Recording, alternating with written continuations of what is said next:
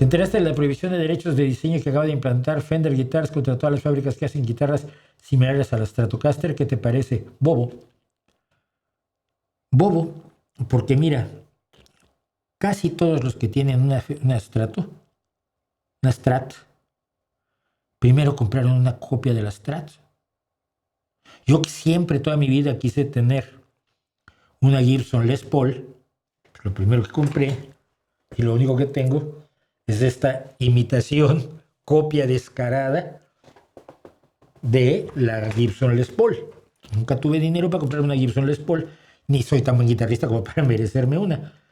Pero creo que la existencia de las imitaciones eran la mejor publicidad para la guitarra de verdad. La Strat, la Tele, la Les Paul, la Flying V.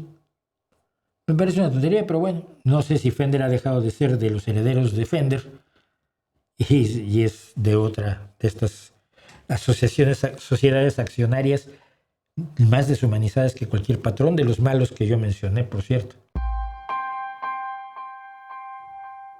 ¿Dónde podemos escuchar tus playlists de canciones mineras y el Batallón de San Patricio? En este canal.